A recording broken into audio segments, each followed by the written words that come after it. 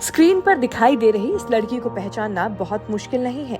ये दुनिया की नंबर 1 तीरंदाज दीपिका कुमारी है, जिन्हें अर्जुन पुरस्कार और पद्मश्री जैसे सम्मान से नवाजा जा चुका है। जरा रुकिए, अभी दीपिका का परिचय पूरा नहीं हुआ है।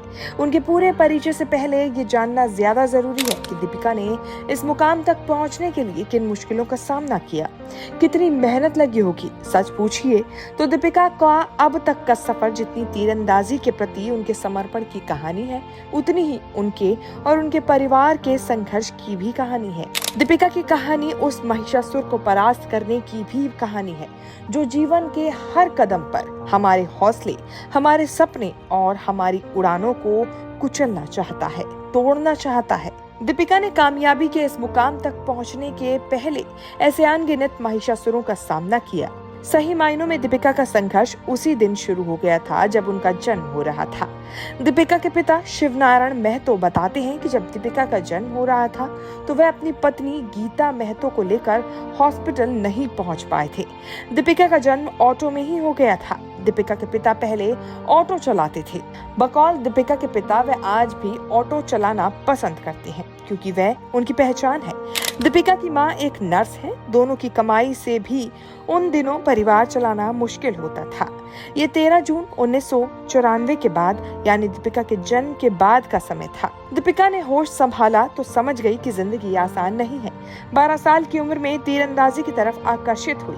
दीपिका एक इंटरव्यू में उन दिनों को याद करते हुए बताती हैं कि वह रातू से अपनी नानी के घर खरसावा गई थी। नानी के यहाँ उसकी ममेरी बहन ने बताया कि खरसावा में अर्जुन आर्चरी अकेडमी चलती है। ये 2007 का समय था। दीपिका 13 साल की थी। दीपिका को उनकी बहन ने बताया कि वहाँ सब कुछ फ्री है, आर्चरी के लिए किट मिलता है, रहने और खाने की व्यवस्था तो है ही। दीपिका ने सोचा कि चलो अच्छा है, परिवार पर से एक आदमी का बोझ कम हो जाएगा। हालांकि पिता ने दीपिका को अर्जुन अकेडमी जाने की इजाजत नहीं दी, क्योंकि इससे परिवार के सम्मान को चोट पहुंचती। घर से 200 किलोमीटर दूर बेटी को भेजना उनके पिता को पसंद नहीं था, लेकिन दीपिका की जिद के आगे उनको झुकना पड़ा और उन्होंने दीपिका को अकेडमी जाने की इजाजत दे दी। दीपिका बताती हैं कि उनकी जेब में तब उस समय सिर्फ 10 रुपए थे। वो उन दिनों बांस से बने तीर धनुष से तीरंदाजी की प्रैक्टिस किया करती थी। खैर, दीपिका रांची से खरसावा पहुंच गई। उन्हें लगा था यहाँ सब कुछ अच्छा ही अच्छा होगा, लेकिन सच्चाई ये थी कि ये संघर्षों की शुरुआत भर थी। पहली ही नजर में एकेडमी ने दीपिका को खारिज कर दिया, क्योंकि दीपिका काफी दुबली पतली थी। बहुत मिन्नत के बाद खुद को साबित करने के लिए दीपिका को 3 महीने का वक्त मिला। जुनूनी दीपिका के लिए इतना वक्त काफी था। उन्होंने 3 महीने में न सिर्फ खुद को साबित किया, बल्कि अकेडमी में तीरंदाजी के हुनर से अपनी खास जगह भी बनाई। दीपिका कहती है कि अकेडमी में बाथरूम भी नहीं था।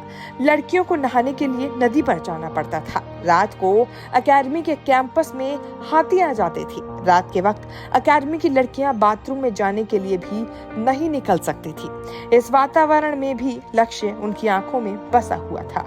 जैसे जैसे वो तीरंदाजी में रमती गई, मुश्किलें छोटी होती गई।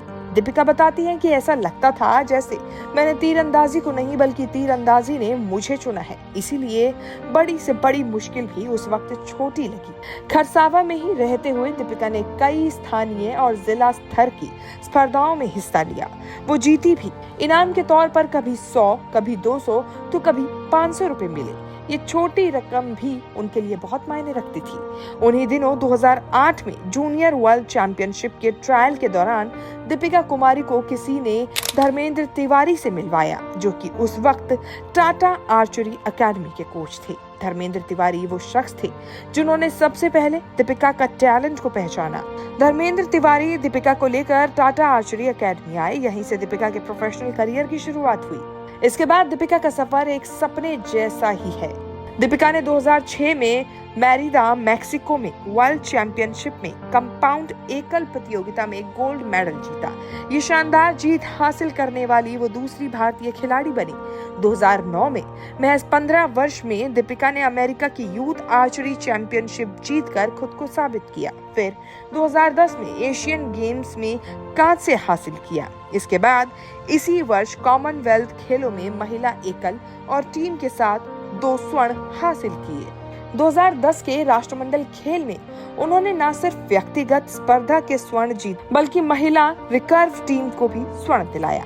भारतीय तीरंदाजी के इतिहास में साल 2010 की जब जब चर्चा होगी, इसे देश की रिकर्व तीर अंदाज दीपिका के स्वर्णिम प्रदर्शनों के लिए याद किया जाएगा। इस्तांबुल में 2011 में और टोक्यो में 2012 में एकल खेलों में रजत सिल्वर जीता। इस तरह एक एक कर वो जीत का परचम हासिल करती गई।